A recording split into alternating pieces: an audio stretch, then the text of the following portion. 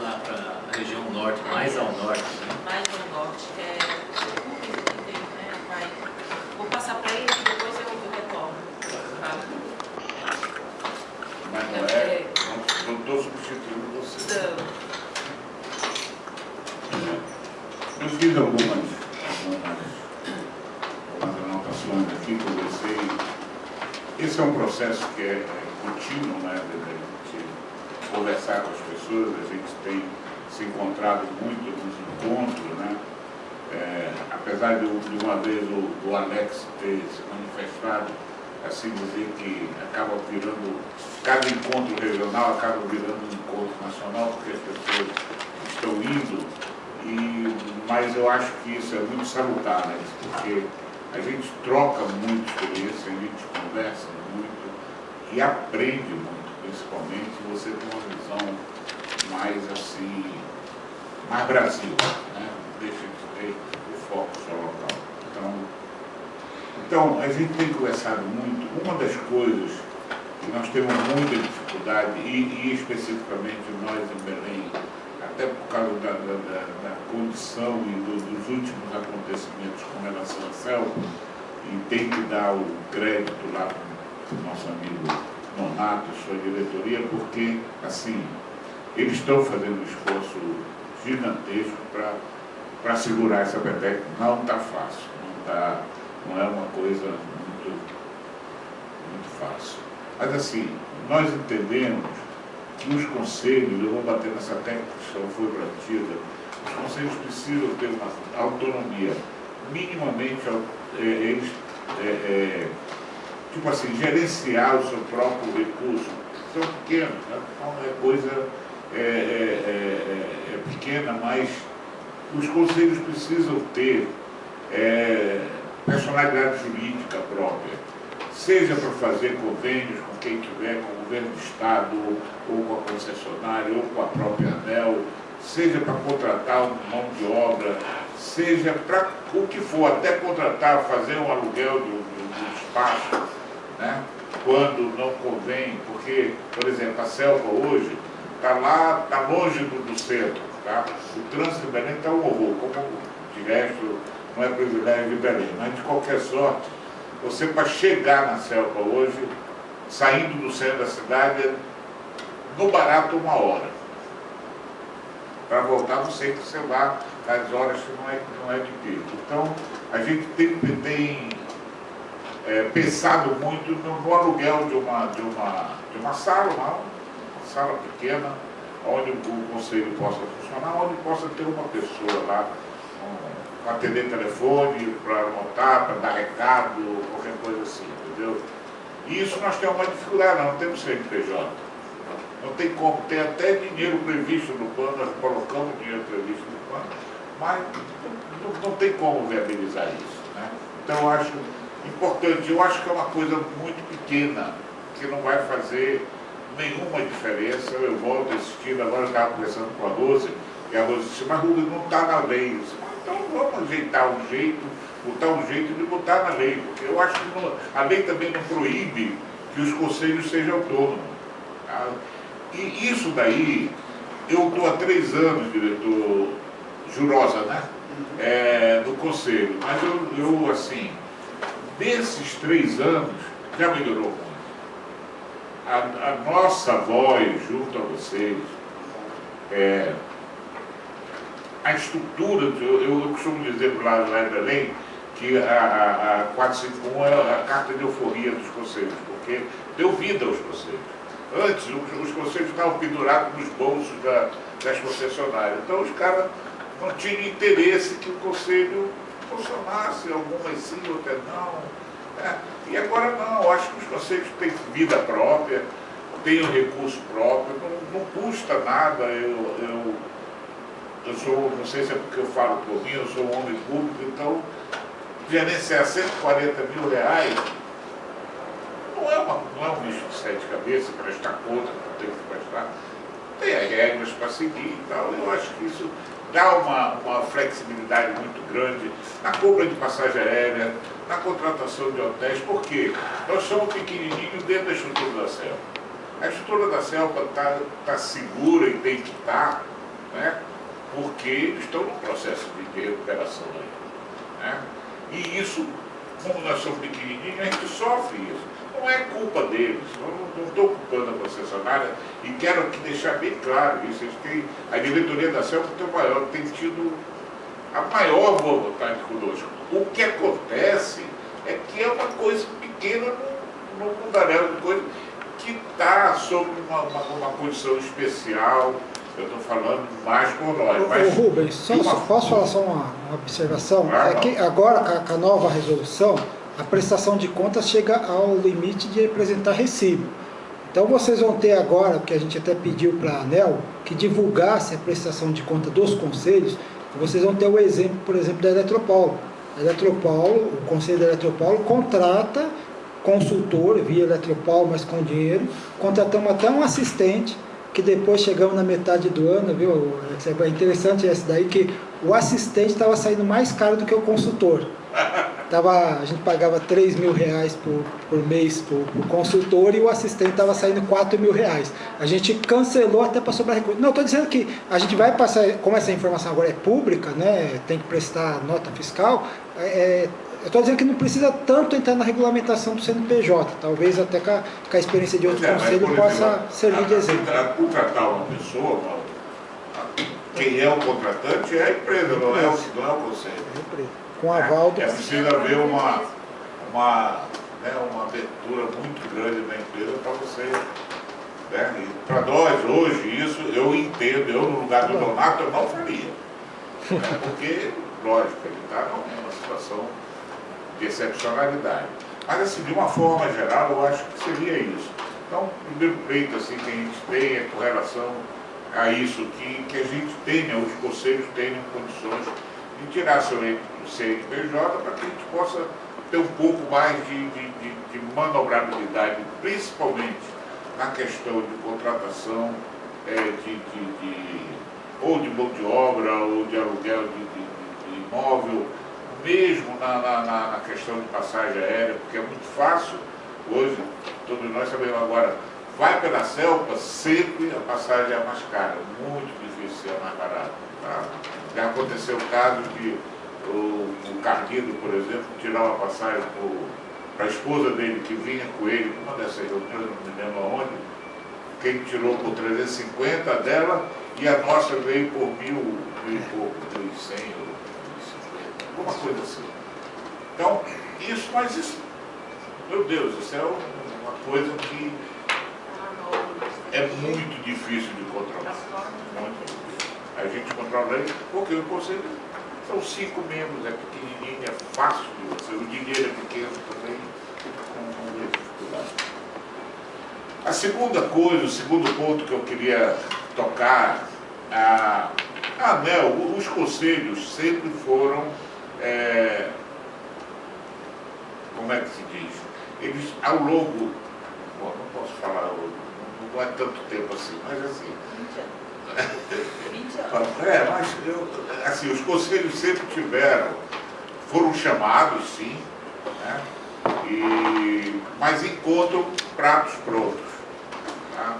Porque isso foi falado, eu acho, pelo Cleiton da pouco, que a gente tem que entender essa metodologia, minimamente entender isso. Não é nos tornarmos expertos nisso, mas acompanharmos isso, termos assento nas mesas de discussão, seja através de um elemento, ou que esses assuntos sejam os conselhos, porque nós entendemos que o conselho, ele é a ouvidoria também do sistema.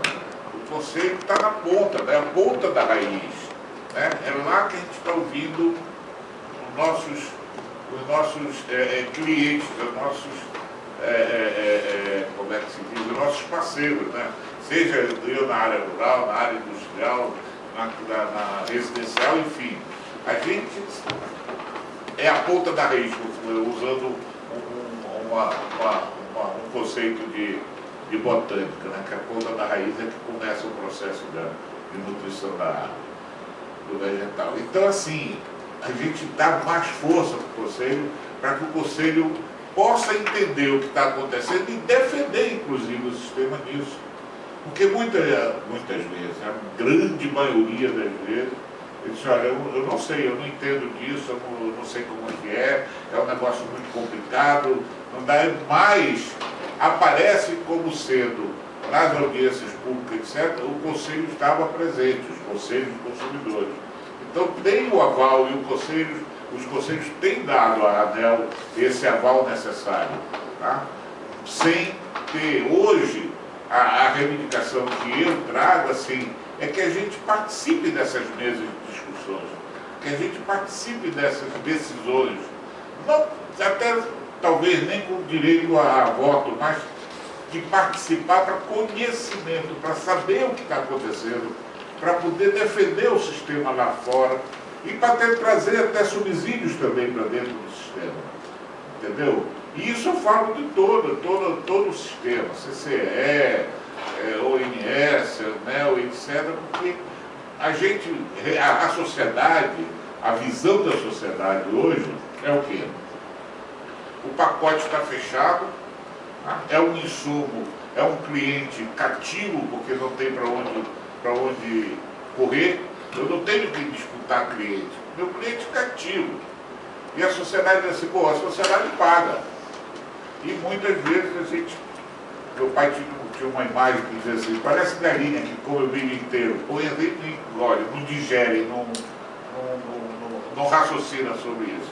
Então, a gente recebe o pacote, está ok, aumentos ou descontos, ou seja lá o que for. Nós temos agora uma revisão tarifária no nosso para 2015, isso nós estávamos discutindo há pouco, como a gente vai participar disso, como nós vamos, né, porque é realmente uma coisa complicada, tem muitas variáveis. A Josiane estava até sugerindo que a gente regionalmente junte vários conselhos né, se cotizem, né, para contratar um consultor para a gente poder dissecar isso assim, dentro do limite que nós temos, porque muitas vezes a gente, vocês que são do métier, o Alda do métier... Ô Rubens, só para lembrar, um consultor que defenda o ponto de vista dos consumidores, sim, né? Claro, porque que defende o ponto de vista das distribuidoras já tem de monte aí, bom, né? mas eu digo o seguinte, a partir do momento que você tem um entendimento da coisa, você contribui também, lógico, né? Então, eu achei interessante a sugestão e eu vou levar isso lá para o nosso conselho, para a nossa região, para ver se a gente consegue andar, porque o conselho sozinho, né, contratar a consultoria, não tem dinheiro para isso, né? A concessionária pode nos ajudar, mas aí cai no que o Mauro falou. Então, vamos tentar, né, encontrar um caminho por aí, mas é importante, diretor, que a gente tenha esse acerto, tenha essa voz, e tenha a possibilidade de trazer, antes que a coisa aconteça, né, onde se tome a decisão, se não, tá aqui, é isso, antes que isso aconteça, nos precedentes, né, discussões precedentes, que os conselhos tenham acerto. Como isso vai acontecer, aí a gente teria que aprofundar mais nesse assunto. Eu não tenho essa solução, eu tenho a sugestão que a gente tenha isso, tá? Uma outra coisa que foi muito batida, muito discutida, você quer falar? Talvez só para, se me permite, só fazer uma parte aí para... Não estou conseguindo ligar. Passa o seu autor. Ligou. Ligou. É o seguinte, uma contribuição. Você falou que o Conselho sozinho não consegue contratar consultorias, tá? Eu acho que dá, porque as verbas que nós temos são mais ou menos do mesmo valor que os seus. Esse ano, 2014, é 140 aí. O da MGE é dessa ordem, não tem número da cabeça, 130, 140, né? E sobra dinheiro. Nós temos contratado consultorias e inclusive, como um adendo, tá? A gente...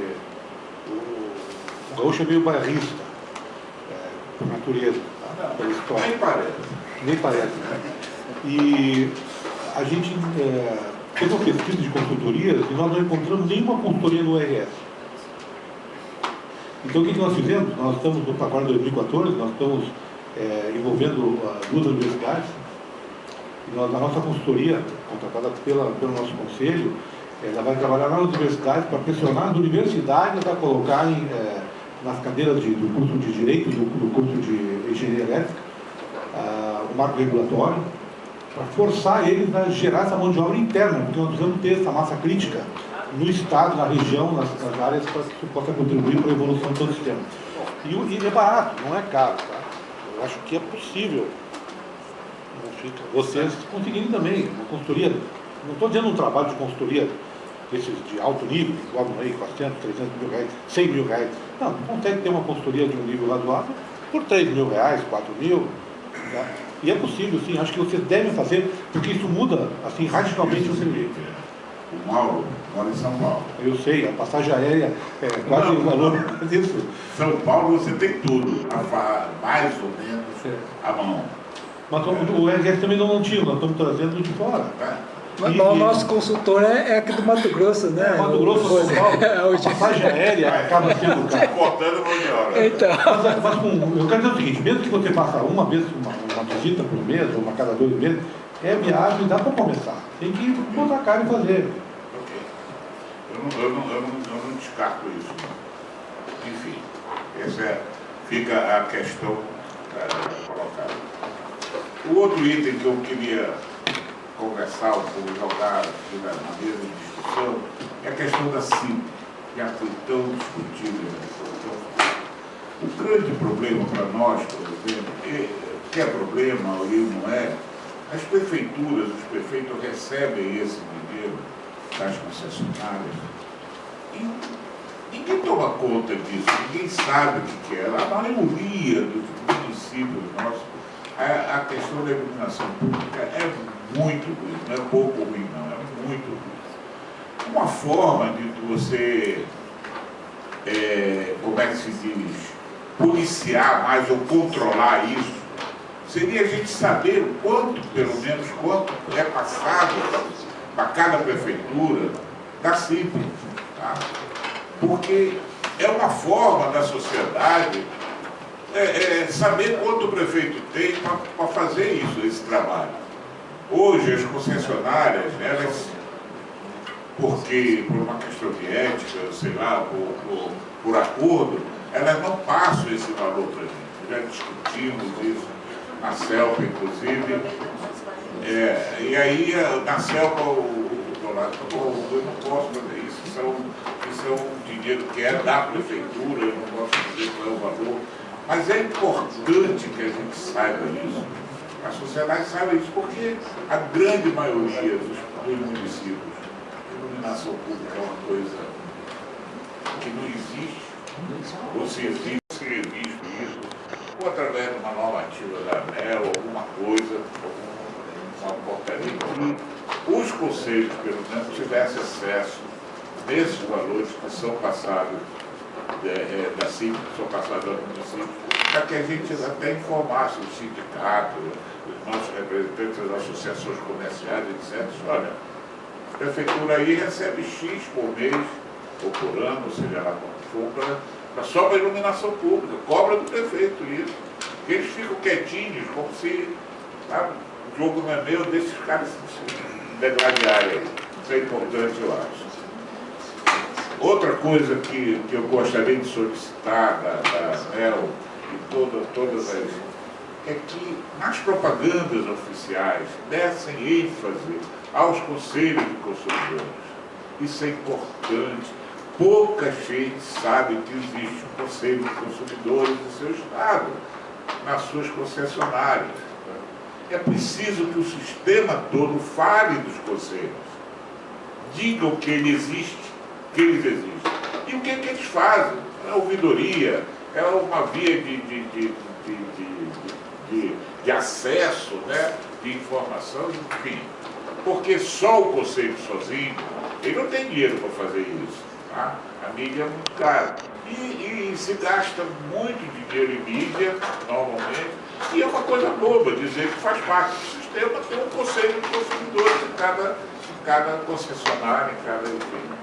Eu acho que isso daí é importante porque os conselhos de consumidores são parceiros, eu coloquei aqui, a existência dos conselhos de consumidores como parceiros e veículos de auditoria do sistema junto à sociedade.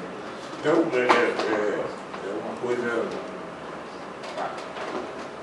A outra não é muito, mas fica registrado, é a questão da carga de impostos hoje em cima do consumidor, seja do federal quanto do estadual. O estadual lá no nosso estado é 27% e fica em 32% de CMS. É uma coisa muito alta, pesa muito no bolso do consumidor. Não sei como nós poderíamos minimizar isso, mas isso é uma coisa que nós temos que trabalhar muito em cima disso para minimizar, porque é uma carga pesadíssima no bolso do consumidor, com certeza absoluta. A sociedade reclama muito, não existe segmento que não reclame do valor da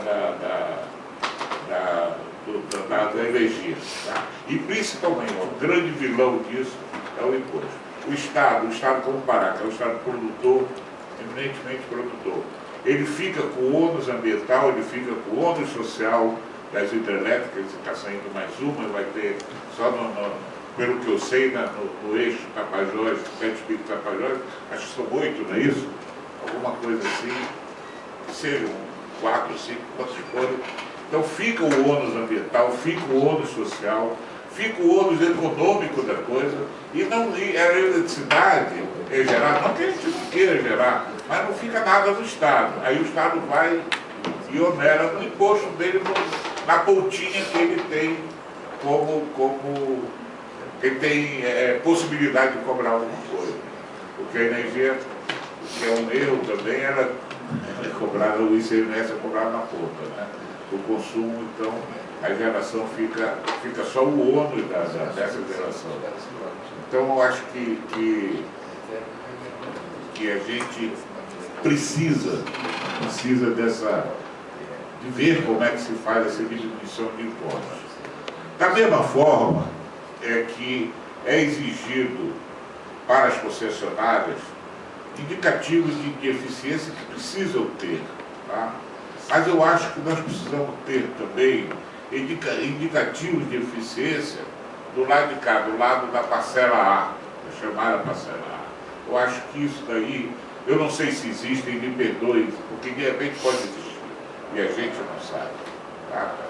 Mas os back facts da vida pode ter também do lado de cá, de alguma forma, alguns indicadores que digam que a ANEEL está assim, está assada, está cozida, a OMS, enfim, que indiquem, né, também o grau de eficiência e tal dessa estrutura muito grande que é a estrutura do setor elétrico. Eu acho que isso é necessário até para ficar mais claro para a sociedade, para dar mais clareza para todo o sistema que justifique, porque é fácil você pagar uma coisa que você conhece, mas é difícil você pagar uma coisa que não conhece. Eu acho que a sociedade está cada vez mais olhando para isso, para as coisas que afetam o seu bolso, que é a parte mais sensível do cidadão, está olhando cada vez mais para isso. Esse modelo é um modelo que está também num processo de aperfeiçoamento, eu entendo isso. Essa própria reunião é um processo desse, de ouvir um pouco a gente, o que nos bate-papo, nos drinks da vida, nas rodas, o que sai. Né? Muitas vezes o senhor chega numa roda, a não ser que seja um amigo muito íntimo, eles falam alguma coisa, alguma crítica mais pesada, mas outros, vamos falar com o diretor, né? Mas a gente sabe, porque, como eu te digo, nós somos a ponta da raiz. A gente está lá no dia a dia com as pessoas, conversando, no nosso dia a dia, na nossa atividade, de uma forma. Né? Agora foi falado aqui a questão do rural. Né? Eu estava me lembrando que eu intermediei há pouco tempo agora um grupo do Rio Grande do Sul está lá em Monte Alegre, na Alenquer, desculpa, na Calha Norte do Amazonas, tá? Com a perspectiva da eletricidade passar por lá, os caras já plantaram 2 mil hectares de açaí irrigado e estão com uma indústria montada lá para sair de lá já com uma polpa do açaí tirada. Só que eles não têm eletricidade, eles estão com diesel ainda. Aí o cara foi lá comigo e disse: pô, doutor, eu preciso me dar uma luz de quando é que isso vai acontecer. Se agora está difícil. Mas eu levei ele lá na selva e tal, ela foi muito bem atendida, depois me agradeceu. Mas são as coisas que elas se antecipam. O cara ouviu falar, ele já montou o projeto dele, já com a previsão daqui, sei lá, 4, 5 anos ele tem eletricidade ou menos. E já começa a pressionar, diz: ei, eu estou aqui, eu estou aqui, eu estou aqui. Né? Então, é complicado, né? Eu acho que isso, e o senhor falou das reuniões, eu acho que essas reuniões com o ouvidor, o consultor, ou qualquer outro diretor, eu sugeri isso para o doutor Edivaldo, ano passado, que ele fizesse as reuniões nos regionais, que ele fosse lá, não sei se o Alex se lembra disso, lembra, né? Até ele disse que poderia em fevereiro, nós precisamos fazer uma carta para ele e tal. Ficou bem articulado. Ficou complicado depois. Mas assim, fica novamente a sugestão, tá? Que uma vez, eu digo toda vez, mas uma vez ou outra, que o diretor da ANEEL saia com um regional desse, para ouvir, para tomar, né? Para ter mais um foco mais local, etc., para ouvir as pessoas. É muito importante isso. Obrigado, era o que eu tinha falado.